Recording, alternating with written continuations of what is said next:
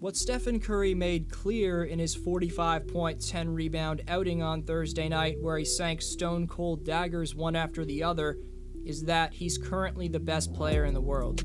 Giannis has the defense and slashing, Kevin Durant has the shot-making prowess, but Steph's unpredictability, working with and without the ball in his hands, make him number one. This video shows you the other players who deserve recognition in the first place conversation, but ultimately why, as of right now, the three-time champion deserves to be called the best player on earth, in my opinion. Before continuing, only 27.9% of you watching right now are subscribed, so if you're not in that percentage, please subscribe. Also leave a thumbs up, it takes a few seconds and makes a massive difference. Giannis is still arguably number one after his all-time great 2021 postseason. LeBron's lost a bit of a step, but he's right there as well.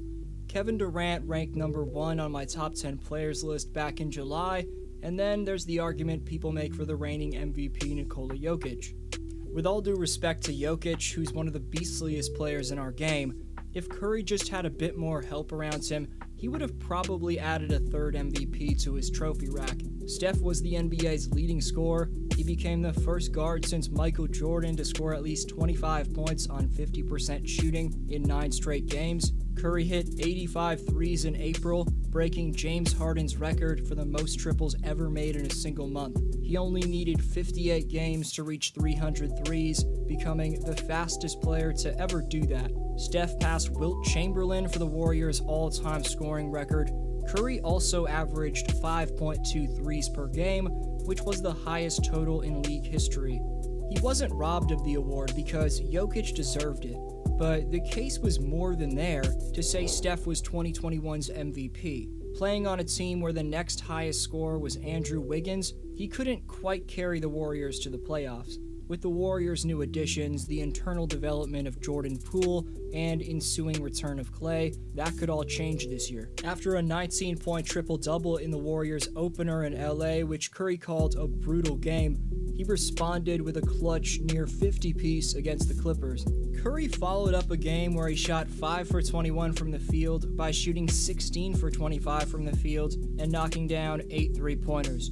That performance, along with the 41-piece that Steph dropped in the preseason, showed us Curry's picked up right where he left off from his MVP caliber season.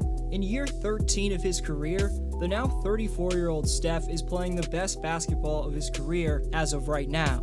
But considering when LeBron was 34, he was by far the best player in the league during his first year with the Lakers, Curry defying Father Time really shouldn't surprise us.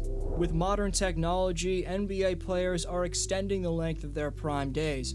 In terms of what happened on Thursday night, the Clippers quickly figured out in the opening quarter that there's no perfect method to slowing down Curry. Not when the man always figures out a way to burn defenses with his multi-dimensional sorcery, both with the ball in his hands and cutting off the ball without it. Watch how Curry just freezes Eric Bledsoe, leaving him in the dust on a simple low-post split action. Next, with Iggy handling the rock, Curry brilliantly uses elusive body language to sell another cut to the basket, but instead pops up to the right wing and drains it. That play was a ram screen, a screen the screener, followed by a fake screen and a down screen set for the initial screener, which was Curry in this case. Curry was a victim of LA's aggressive traps, switches, and generally their physical brand of defense. Without Clay, as good as Jordan Poole is, there's no other shot maker near Steph's caliber right now. This forces Curry to have to overcompensate, and that often leads to mistakes.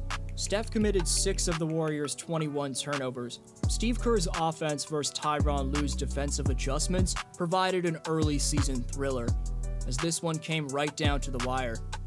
However, but watch on this play how Bjelica just savvily slips to the basket after Morris and Jackson double Steph. That play the Warriors ran was a corner stagger for Curry, otherwise known as motion strong.